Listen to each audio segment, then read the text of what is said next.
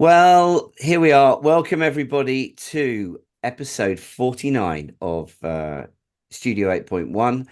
This is where myself, Jarvis Todd, publisher of Telemedia Magazine, Telemedia News, Telemedia Online, sits down for 25 to 30 minutes with our editor-in-chief, Mr. Paul Skeldon.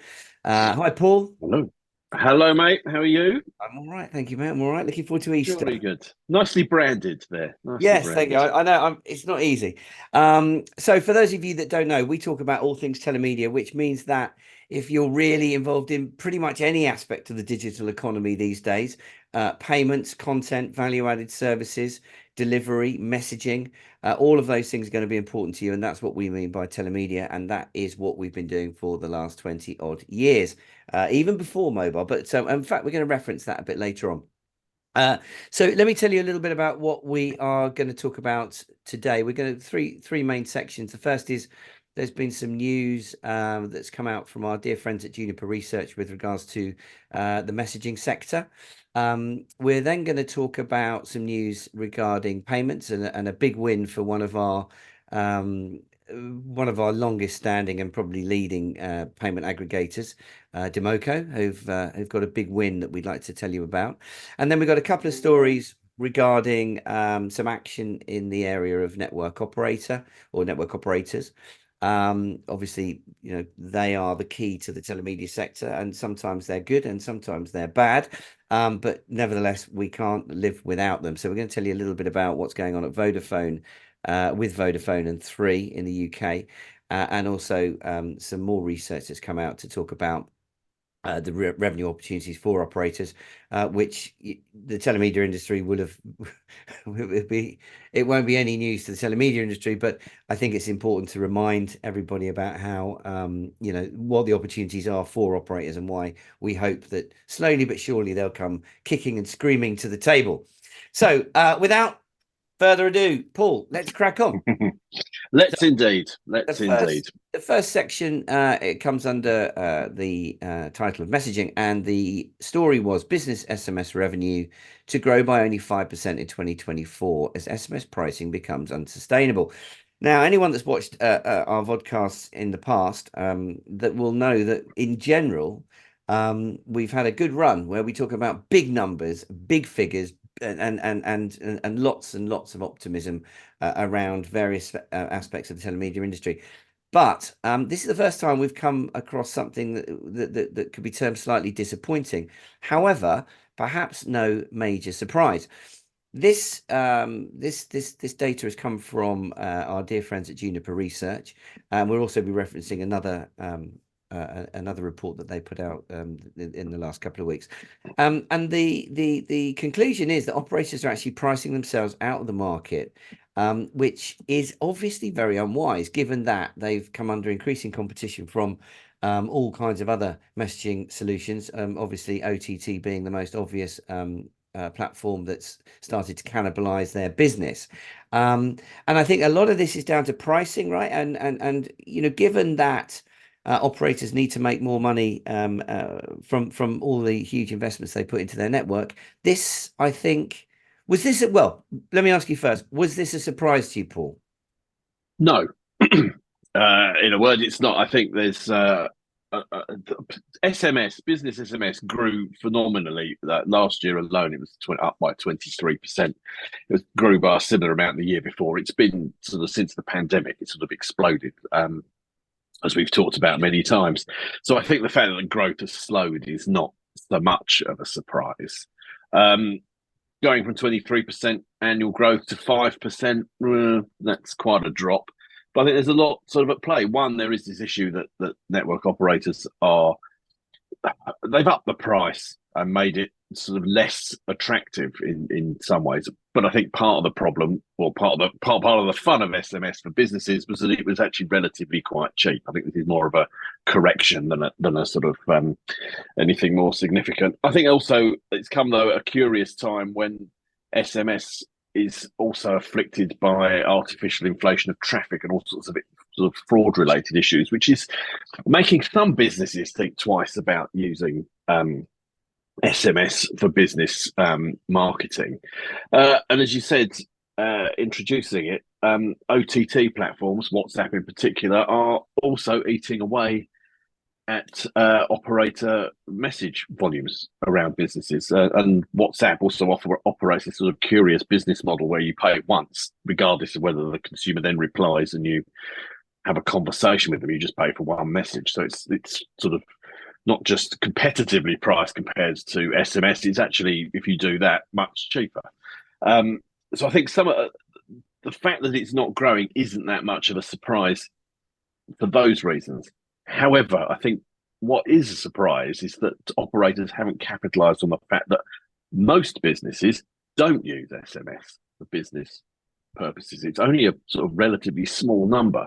I don't have the figure to hand, but our good friend Nick Lane at Mobile Squared did an excellent presentation in Barcelona at Mobile World Congress about the sort of fact that so many businesses don't use SMS, across sort of like all sorts of industries, and the growth potential for it is absolutely phenomenal. But it needs to be put out there, and the risk, I think, is that prices go up as frauds and AIT go up, as OTT, WhatsApp in particular, becomes much more prevalent. Are the operators going to miss out on the opportunity to use SMS? Because they could make a fortune out of business messaging using SMS. If it was used by as many sort of businesses as there are out there. I mean, it's just a phenomenal amount of cash. So yeah, it's interesting. I think so. I don't really have an answer. I suspect the operators have a more canny plan as to why they've raised the price. But yes, growth in SMS has slowed. Business SMS has slowed quite dramatically, but I reckon it'll pick up again. I think there's still a lot to play for out there. Well, I suppose, I mean, we have to apologise to our viewers, that we've reported some disappointing news for a change, because that isn't really our game. But I noticed that also Juniper picked out an actual price point, didn't they? And said that, unless they were terminating a message at around about 10 cents, they were really completely out of the game. And also, I mean, point you raise about the growth potential and how perhaps the industry hasn't, or the operators haven't been that good at tapping into the full extent of the market, in that, of course, James Williams, formerly of Mobile Ecosystem Forum, has been banging that drum, I think, for about 3 or 4 years. So it's not as though this should come as a big surprise to anybody in operator land. Well, I think it's not necessarily disappointing either. It's still growing. I mean, 5% growth on sort of something that involves billions of messages is still quite a significant number. I think the disappointment is that the stellar growth that's been seen over a number of years has slowed. So it's not retracting. It's still growing. Okay. Well, thanks for putting a positive spin on that one, mate. Very well done. That's what we're here for. Well, let's move on to something that really is good news, and that's the world of payments. And obviously, anyone that knows the telemedia industry will know that one of the things our industry does so brilliantly is pioneer payment mechanisms, primarily using the mobile network and the beauty of and the convenience of the mobile device, carrier billing being a good example of that. And one of the pioneering payment aggregators in the telemedia space, of course, has been our good friends DIMOCO. And they put out some news today that they have won some business from a company called 123 Transporter, and they've signed up with DIMOCO to expand their payment offering. And again, as I said, I think this shows that telemedia payment aggregators have got real opportunities now in the mid-20s or the 2020s to extend their payment expertise across a range of sectors. And I think, when we rebranded and rebadged and looked at our readership and the kinds of areas that we would talk about, things like travel and transport were there as verticals, although based more on what we felt was the potential than necessarily having good anecdotal evidence of wins in those sectors. This, I think, proves, once and for all that, clearly there are lots of opportunities and lots of verticals for innovative, professional, and experienced payment aggregators to really win some good business here. And so what were your thoughts on this one? This is a van rental business, right? It's a van rental business that operates across Germany, Austria, Liechtenstein, and Czechia.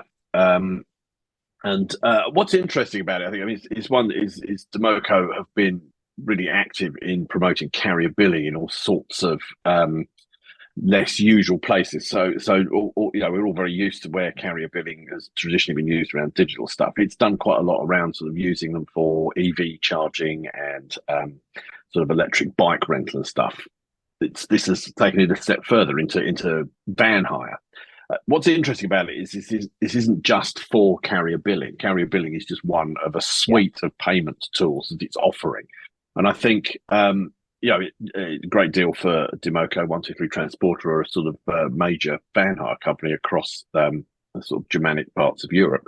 And I think what's interesting about it is that it's offering this idea of a payment suite. So consumers, van hirers in this case, have a much broader range of ways of paying for their van hire. So they can use carrier billing, they can use direct bank transfer, they can use credit card, they can use all the more traditional ways of doing it. And I think it's that's quite interesting. That sort of marks as a bit of a step up, I think, in terms of how these telemedia billing payment aggregators operate. In that it's very much now recognised that it's about payments, part of which is carrier billing, but it's about offering that choice, and it's that choice that will get people in and paying and buying stuff in the easiest way possible through their mobile phone, one way or another. And I think that's why it sort of stood out to me as a sort of in some ways a minor story, but I think with sort of interesting implications for the sort of payments industry, and it takes it into this much more mainstream market that we've been slowly moving into for a number of years with telemedia services. It's just another sort of excellent example of that, and yeah, transport is a big one. It's always been around sort of ticketing.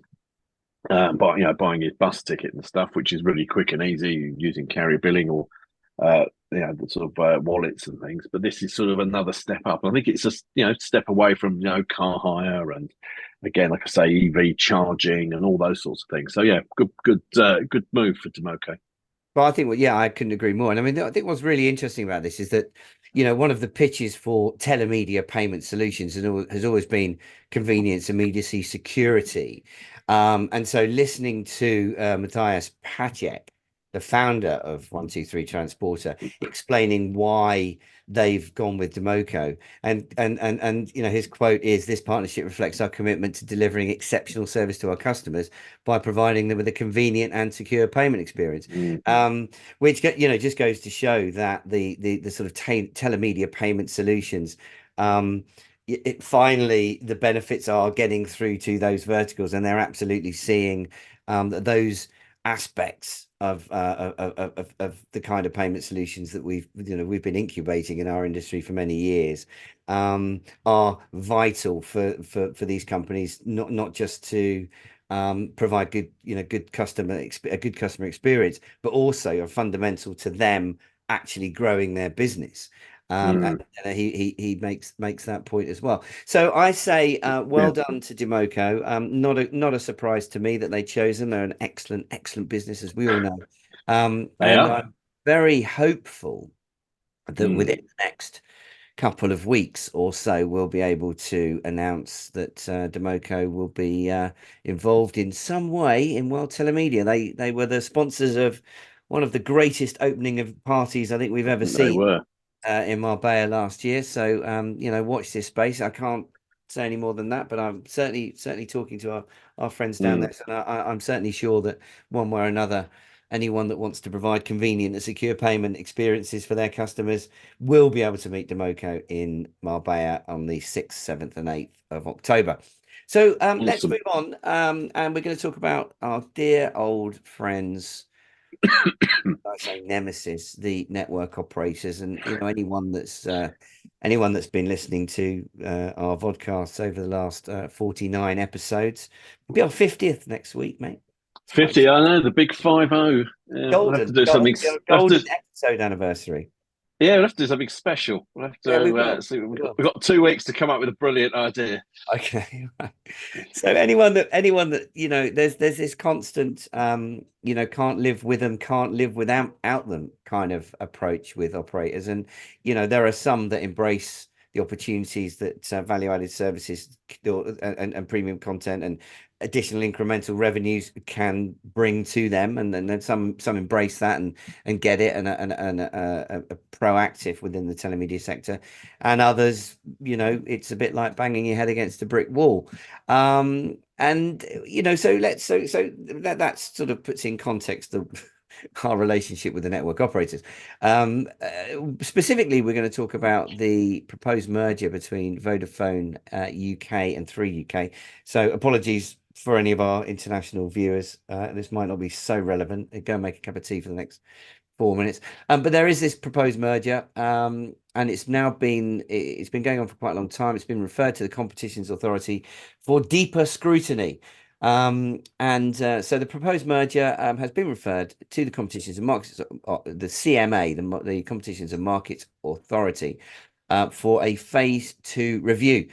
So, I mean, firstly, Paul, what's the rationale? Explain to everyone what the rationale is between these two big companies getting together and trying to be even bigger.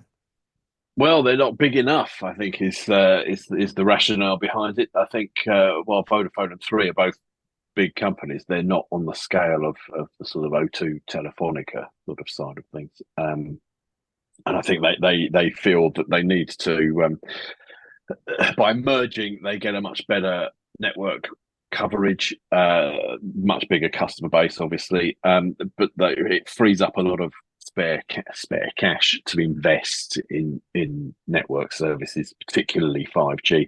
£11 billion is the figure that the two companies tout about,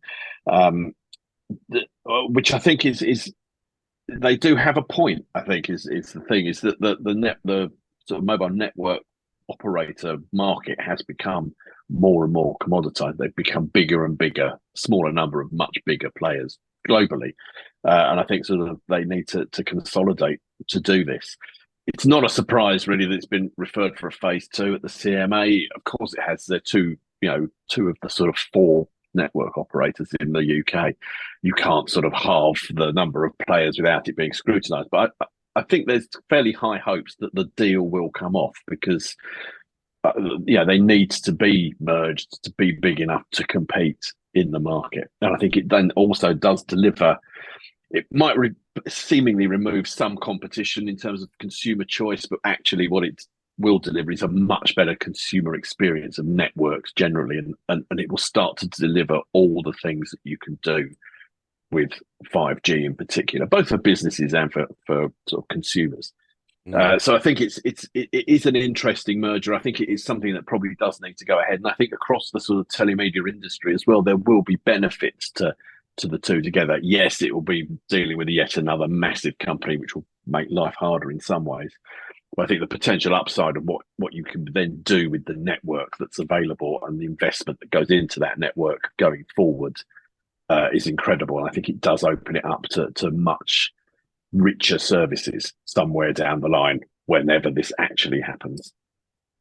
Okay, that's interesting. And I mean, presumably most of the senior executives at Vodafone will probably lose their jobs, and the guys from Three will take over based on. Don't say that with such glee. Don't you can't. Oh, no, the only reason I say that is because this is the first positive Vodafone story that we've reported on, I think, in the last couple of years. Every story that's ever talked about Vodafone has been about sort of underachievement and poor service, etc., etc., etc. And has been lately, yes, been a bit of a disaster area, really. And plus the fact, why do we care? They're not going to come after us. They don't know where. I mean, you look like you're, I don't know, sort of been imprisoned in a cupboard somewhere. So I don't know what's going to happen. Yeah, they were. Yeah, they'll never find me in my cupboard in the telemedia closet. Well, here you go. Let's be on the theme of being positive about operators. Turns out Juniper have been putting in the boot as well. So this is the second piece of that's come from a recent report from our dear friends at Juniper Research. They've been busy, haven't they? Oh, Um, they are so busy. They churn it out, and it's all good stuff as well. So yeah, fair play so, to them. what their recent report has concluded is that operators must invest in IoT, cloud, and API services to benefit from the $900 billion global telecoms market opportunity. And that's only this year. So there we go. We're back to our big numbers now. But the conclusion, I suppose, from this is that operators, again, as you said with SMS, perhaps not making the most of the opportunities that they've got. So the story goes on to say that operators are predicted to find revenue growth through the monetization of enterprise markets such as cellular, IoT, to capitalize on this 900 million that's floating around. And despite significant investment in 5G networks, operators have struggled to monetize the widespread adoption of 5G to consumers, failing to gain a significant price premium over 4G. So, that's fascinating, isn't it? Because earlier on, you're talking about, Mm, the merger of Vodafone and Three is going to free up from 11 billion. One of the, you've got to be big to compete because the investment in capital is so high, the costs are so high. The talk has been all about investing in the new 5G network, and yet Juniper here is saying that the upside of that, due to lack of adoption, and is actually been is not necessarily looking like the best investment at this point for the operators. So yeah, what do you make mm. of that? No, well, quite absolutely that. I think. I mean, I think it is interesting that sort of on the one hand you have got sort of Vodafone and Three saying that the merger would free up £11 billion to invest in stuff. Meanwhile, the sort of analysis of the global mobile network kind of operators' sort of business position is that they're not doing enough to generate money from the 5G that they have invested in. And I think I don't know. I do feel that there isn't that much around 5G. We still talk about all the things that you could do with it, yet we don't. I mean, I think I do have a 5G phone. Occasionally, the thing in the corner of my phone says I'm on a 5G network, but other than that, I've got no idea. Nothing sort of tangible comes of it. I imagine it's the same for you and everyone else watching. Yeah. And I think the thing that Juniper's getting at is that they failed to capitalize on 5G, particularly in services for businesses. Um, and they're just not doing it. And why they're not doing it remains unclear. But I think it's a bit like the sort of SMS story we started at the beginning. It's sort of it's almost as if they have all these sort of crown jewels of things they could make a lot of money out of, and they just don't. And I do wonder whether they're too big. They're too big to care. They're too sort of granular in the number of departments that are involved in making any sort of decision, that nothing much ever happens. So yeah, it's troubling. And but the thing is, you can't sort of see anyone else joining the market and taking that business from them. They've got it all sewn up, really. Mm. But yeah, Juniper's point is they need to sort of look at IoT in particular, so connecting everything else to the networks, not just with 5G, but with all the other spectrum they've got from sort of 2, 3, and 4G. Because that's where the sort of business opportunity lies, and sort of interconnectedness of everything. Mm. Again, it's very slow to happen.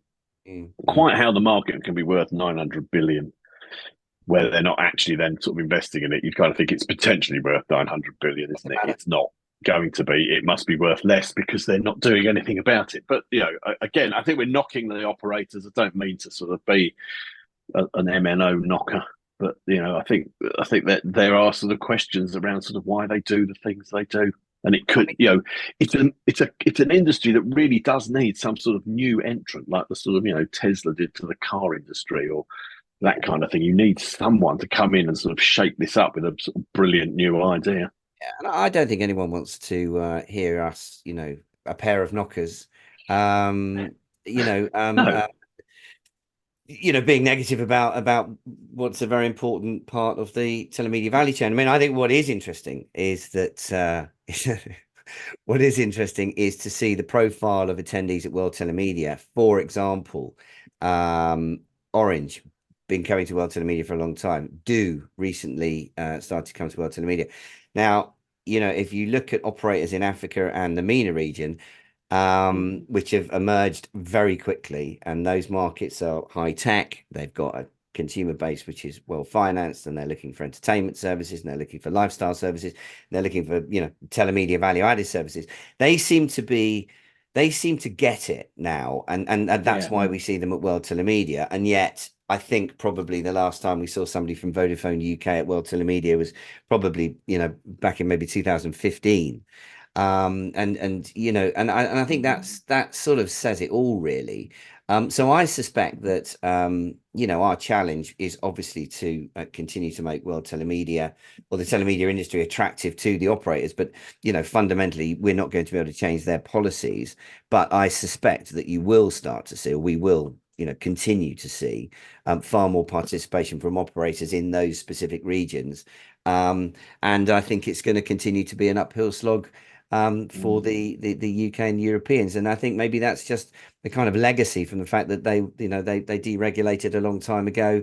They are what they are, and they're very set in their ways. And I we go think so. right away, Yeah. even going back to before mobile, BT with premium rate had an amazing opportunity to take on banking, stroke payment services, because they had a very big subscriber base, and they were very good at billing small amounts of money to large amounts of people, which is not an easy, which was a major asset for them. But they didn't jump on that band, on that at all, really. No. So I mean, and in fact, it's interesting, because talking of the old days and premium rate, I ought to just say a big thank you to our dear friend Craig Gardner and the guys at Cellcast for arranging a meetup in London for what can only be described as the telemedia dinosaurs. And I was finally persuaded to go up to London for the first time in 6 months, and bump into a few old faces. So I think if anybody was around in the telemedia industry in the kind of, I don't know, around about 2021, sorry, around about 2000, the 2000s, really. Early 2000s. Early Yeah. 2000s. I think, I don't know if we're going to get a picture up on the screen here, but there's a few people here that I'm surprised. Look at that. Surprised many of them are even standing up. But it was lovely to see the likes of Mr. Burkett, Mark Burkett there, and Kevin Swain. We've got, I don't know, you have a little look there. Oh, Tim Williams at yeah. the back, Bryn Roberts. We've got Tim Duncalf, Lawrence Bingham, to name but a few, Alex Robson. So that could have easily been World Telemedia 1998, 99. Couldn't it just? So it was lovely to see all those guys. Thank you very much for that. I was also it also led me to think that it would be nice to get the odd telemedia gathering photo from around the world. So if anyone is putting together little networking events outside of what we do at World Telemedia and 8.1 Live, we'd love to see those photos.